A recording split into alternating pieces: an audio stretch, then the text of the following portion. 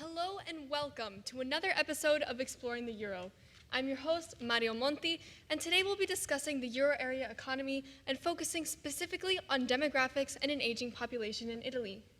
Joining me, I have Christine Lagarde, head of the IMF, Stefano Zamagni, professor of economics at the University of Bologna, and Peter Prate, chief economist at the ECB. At the end of this episode, we will have a feasible solution on how to solve the issue that the aging population poses in Italy. But before we begin, let's take a look at Europe. Welcome, Ms. Lagarde. We've recently seen a loss in growth momentum in the euro area economy. Can you please explain why this has occurred? Certainly. Although the euro area economy has been growing for the past 5 years, and the expansion is expected to continue, GDP growth in the fourth quarter of 2018 was at 0.2%.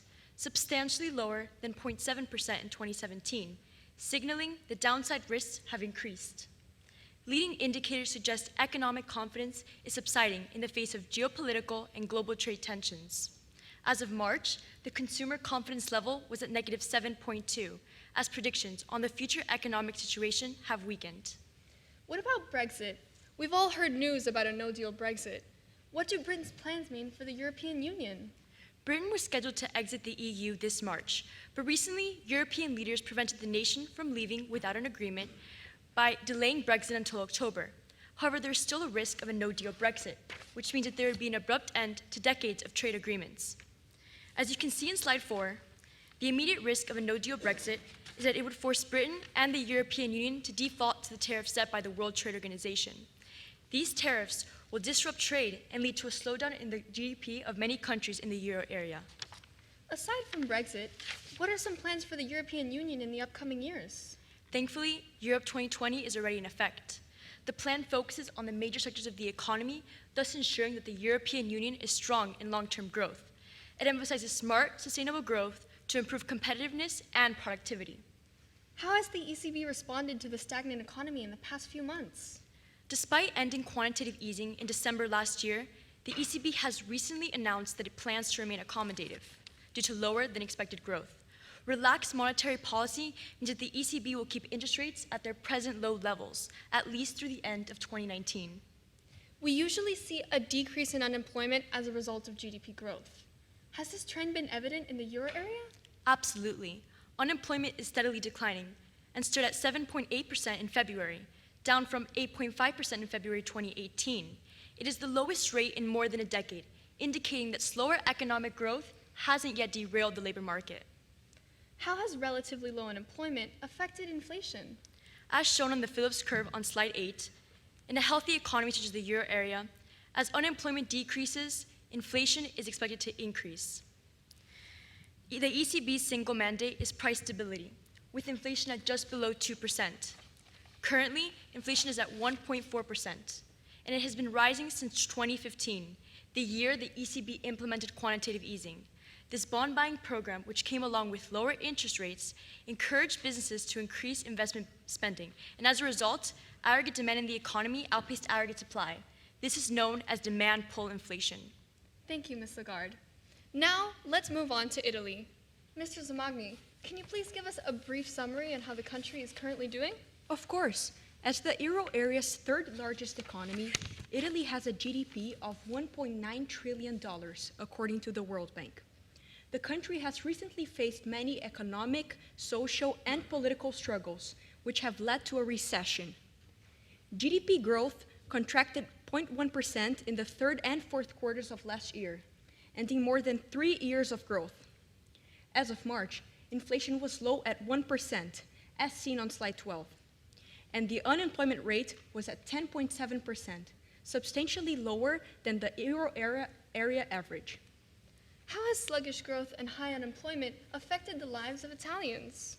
Italians are struggling due to the economic downturn, showing in the steadily increasing poverty levels. In 2016, 14% of households across the country were labeled as income poor. And in fact, the OECD figures revealed that Italy has the fourth highest income inequality in the Eurozone. Slide 15 shows the discrepancy between real GDP per capita in cities in southern Italy versus northern Italy. To add to the issue that Italy's economic model is facing, Italy has one of the lowest fertility rates in Europe. Can you please tell us more? Yes, as seen on slide 16, the fertility rate in Italy is amongst the lowest in Europe at 1.35 births per woman, since many Italians are forfeiting children for economic survival. Eurostat figures reveal that on average, women have their first child at 31 years, the oldest in the EU. And expensive housing and childcare costs also discourage would-be parents. A high life expectancy of nearly 83 years can be attributed to advancements in medicine and healthcare, and has also contributed to the aging population. While this is a positive change, we need younger people to make up for the aging workforce. In addition to increased life expectancy, doesn't Italy have one of the fastest declining populations in Europe? Yes. In fact, in the last 5 years, more than 500,000 Italians have migrated to other European countries. In Italy, this phenomenon is known as la fuga dei cervelli, which translates to brain drain. An important thing to look at when analyzing the impact of an aging population on an economy is the old age dependency ratio. What is Italy's ratio, and what does a high ratio mean for the country? The old age dependency ratio is the ratio of retirees to the people of working age. Italy has the second highest old age dependency ratio in the OECD, and it is projected to double from about 36% in 2016 to over 70% in 2050. A higher old age dependency ratio means that workers and the government face a greater burden in supporting the elderly, as there will be less taxpayers to support the rising costs of pensions and healthcare. What can this high old age dependency ratio mean for labor productivity and the workforce? Older workers tend to be less productive and less innovative, leaving economies unprepared to create comparative advantages for the long run. As shown on slides 20 and 21, productivity has to increase in order to boost aggregate supply, which when coupled with increased aggregate demand, will lead an economy to growth. Another factor that contributes to labor productivity is education. How is the education system in Italy? The quality of education is low. As seen in Italians 15-year-olds perform below the average tracked by the OECD, and poorly educated workers tend to be less productive. This has also contributed to the high youth unemployment of nearly 33%, the second highest in the EA. Aging populations often lead to increased government spending. How is the government debt in Italy? The current coalition populist government led by Luigi De Maio has been pushing for increased government spending, hurting economic confidence and increasing borrowing. This has led Italy to accumulate a debt to GDP of 133%, the second highest in the Eurozone. Much of the government spending is allocated to pension costs due to the wave of retirees that comes with an aging population. This might be good for pensioners, but they aren't the kind of capital investments Italy needs to restructure its economy. Retirement age also plays a major role when it comes to pension costs. What is Italy's retirement age? The current retirement age in Italy is 67 years, but the government has recently changed this policy. Now, if you have contributed to the workforce for a minimum of 38 years, you are eligible to retire early at 62. Despite these economic issues, immigrants are flooding into Italy in search of a better life. How has immigration affected Italy? Italy has a positive net migration of 3.7 migrants per 1,000 people, but this hasn't been enough to sustain population growth. Immigrant labor provides an increase in tax revenue, but it also drives down wage rates and changing culture. Also, there's a deeply rooted anti-immigration sentiment in Italy. So increasing immigration is not politically feasible. Thank you, Mr. Samagni. So, Mr. Prate, how do you propose that we solve this demographics issue? Our solution is centered on what we call the Made in Italy initiative, which capitalizes on Italy's country of origin effect. We have three main goals we would like to achieve in this solution: boost business investment, lower youth unemployment, and increase the fertility rate. First of all, How would you boost business investment? If I told you my watch was made in Italy, what would you think?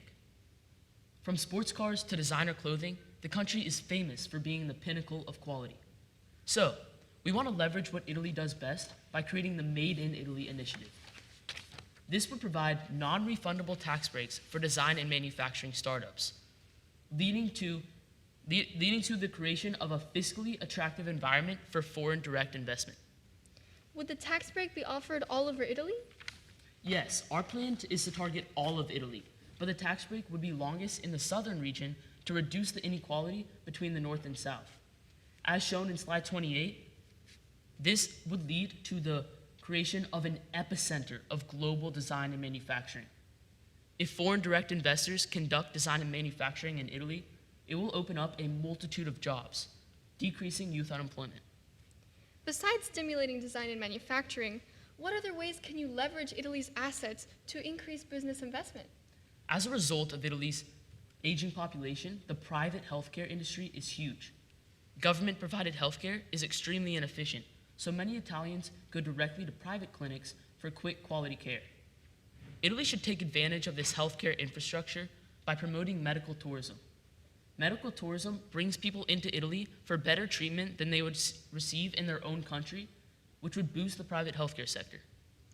Do you recommend any other changes to attract foreign direct investment? Italy currently has a golden visa program where visas are issued to individuals who invest money into the country. We want to expand this program by raising the golden visa length from 2 years to 4 years.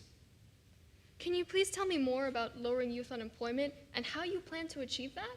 Yes, in order to lower the youth unemployment, the Italian government should improve vocational schooling through 3-year entrepreneurial programs.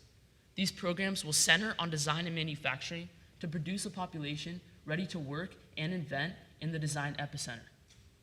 Business and entrepreneurship curriculums also increase the appetite for risk, spurring the creation of startups. These businesses will create more jobs and lower youth unemployment. These educational reforms are similar to how Israel improved STEM education in order to boost the technology industry. This sounds like a great idea. Do you recommend any policy changes? Well, it is imperative that the Italian government loosens termination laws. Currently, it can be very expensive to fire an employee in Italy. Research by MIT economists shows that tight termination protection increased the cost of hiring and firing workers. By loosening these laws, we would encourage more hiring and make it easier for employers to fire unproductive workers. The increased possibility of unemployment may also motivate workers to be more productive. Mr. Prate, these are all fine long-term solutions, but these changes seem expensive. How could Italy decrease spending to help make up for this? These solutions will increase tax revenue more than they will increase government spending, reducing the budget deficit. For example, medical tourism will increase the tax base. Also, by establishing a partial pension plan, we would encourage employees who are eligible for retirement to remain in the workforce, working part-time, but receiving a partial pension. This would ease the transition to retirement and save the government money. It would open up jobs for the youth, as the working hours left over can be used to create jobs for the younger members of the workforce. The money saved from partial pensions can also be used to fund our solutions. You also mentioned increasing fertility rates. How would you encourage couples in such a struggling economy to have children? Our number one priority is to maximize economic security to encourage more births, as seen on slide 32. Countries have had success with this in the past, such as Japan, who paid couples to have kids, and Denmark, who launched a Do It for Denmark campaign. The costs of raising a child have direct impact on fertility rates. How could Italy lower these costs to encourage more births? By establishing a public-private partnership with the childcare sector, we would make childcare more available for would-be parents. Currently, it is very expensive to take kids to daycare centers in Italy, which discourages couples from having kids. By having private childcare companies operate in government-owned facilities, we would subsidize childcare to reduce its cost. Thank you, Mr. Prate. As we reach the end of our discussion, I would like to recap Mr. Prate's solution. In order to advance the idea of Made in Italy, we are going to focus on boosting business investment, lowering youth unemployment, and supporting childbirth. These goals will provide Italy with a tailwind for economic growth, thus increasing fertility rates. And that's all for today's episode of Exploring the Euro. Grazie.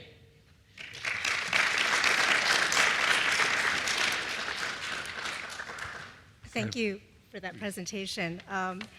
I'll lead off with some questions we have for you. The first question is, the 7.8% euro area unemployment rate hides low rates in some countries and high rates in other countries.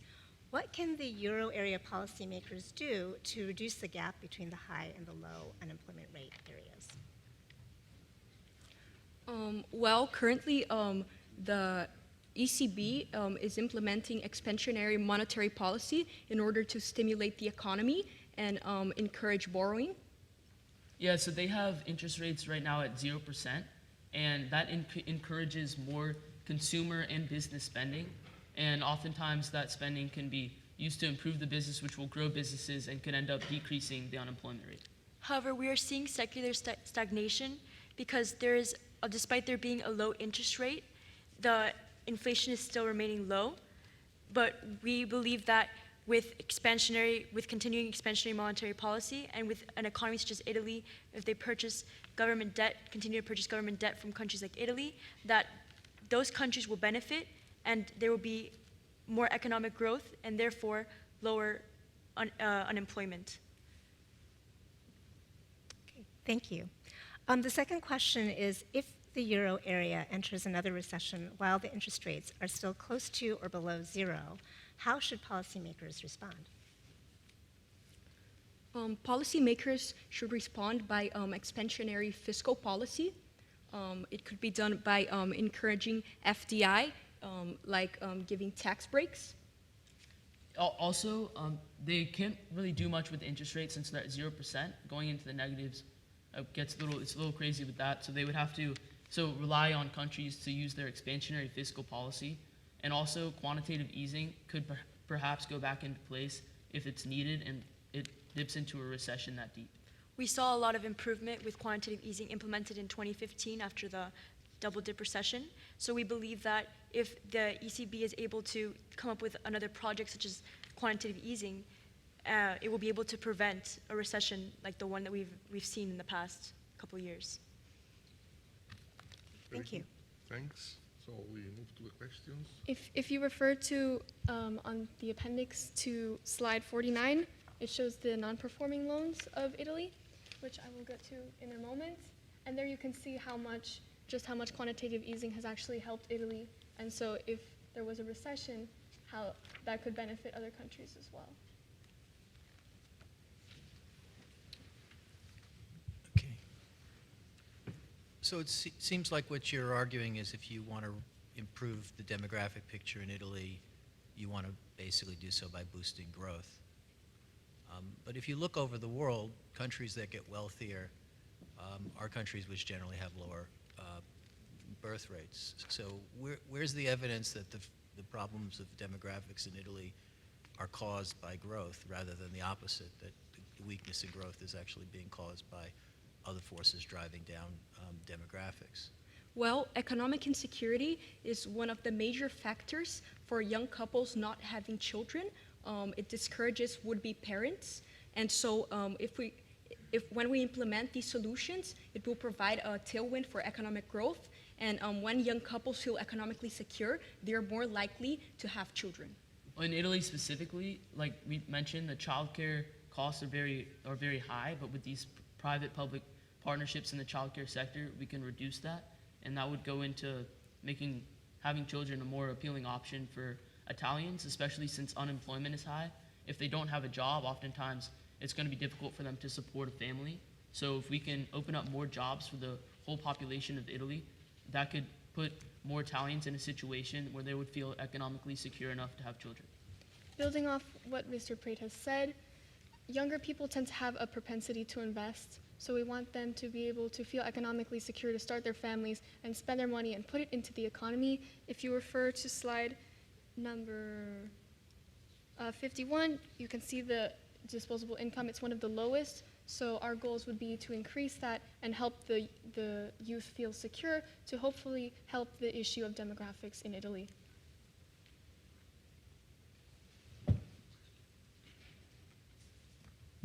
Well, I think I'd like to follow up a little bit on this question that Bruce had. The, the question is really about causality between the demographics being slow, demographic growth being slow, causing economic growth to be slow, or is it the fact that economic growth being slow is causing the demographics to be weak, or causing fertility to be low, for example, as you pointed out? Could you just expand on that a little bit more? So economic growth being slow is the main reason why young couples are not having children in Italy. We know that an older population presents many challenges to the labor market and to government tax, government spending, and the wider economy. And the fiscal consequences of an aging population include a shrinking workforce, which is happening in Italy. We want to prevent this from happening, and that's why we have come up with our solutions to increase medical tourism and to have more foreign direct investment. Yes, and also part of our solution is not only increasing fertility rates, but keep brain drains from happening. La fuga de cervelli is a big issue in Italy, as from the 10,000 medical graduates per year, 5,000 leave the country because they can't find jobs in Italy. So we need to have the resources in Italy to make sure that they will stay in Italy and we can recruit the best talent. So like, for example, by increasing medical tourism in Italy and boosting the private healthcare sector, we would encourage those workers who are fleeing the country to go find jobs elsewhere to stay in Italy and contribute to economic growth. It creates the infrastructure to try and hopefully reach full employment GDP.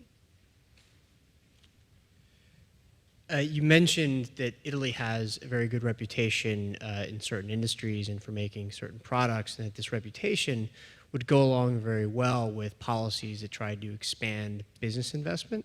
But of course, that reputation's been there for some time. So my question is, what do you think are some of the reasons that there's been weakness in business investment to this point? Well, one of the main reasons would be the termination laws. It's there are very bureaucratic hurdles in Italy at the moment that make doing business in Italy very hard. Yeah, so Italy has some factors that do help it with foreign direct investment, but like you said, there are some factors that don't. And one of the factors that is hurting foreign direct investment is that it's difficult to start a business in Italy. So if foreigners are going to move to Italy and start new businesses, they're likely going to be discouraged if it's difficult to do that. But like I said, there are benefits. For example, just being in the euro area increases foreign direct investment by 74%. So that's a major factor. And also, Italy's industrial sector is very large, as it makes up 19% of their GDP and provides a fiscally attractive environment for foreign direct investors to come into Italy. Additionally, Italy is actually making strides to improve foreign direct investment, as seen in the latest Belt and Road Initiative in cooperation with China, which will expand Italy's market to be able to sell their products to the Chinese market. Okay, we have time for 1 minute answer to the final question. That is the following. It's a little bit a follow-up of the previous question. You suggest to improve the global design manufacturing base of Italy, but Italy specialized in production of that are pretty traditional and relatively low productivity. Also, medical tourism is low productivity growth. So, I mean, the issue is, would this lead to stronger growth or simply a sort of one-off boost, but not continuous stronger growth in the economy? So we want to use Italy's country of origin effect in our advantage, and in that way, if we give the same reputation textiles and cars have in Italy to other products Italy manufactures, we're able to maximize our exports. Since Italy's biggest sector is the manufacturing industry, we want to capitalize on Italy's comparative advantage of having brand association when you see an Italian good, you think, wow, this is really high quality, and that's what we want to apply to all Italian goods to increase net exports of the And country. As you said, we're doing this through the tax break. So we provide tax breaks all across Italy for design and manufacturing startups. However, we're focusing specifically on southern Italy, would receive longer tax breaks because the inequality between the north and south is very large, and also there is a lower population density in southern Italy, so there's more room for economic expansion. Okay, the time is over. Thanks a lot for the presentation.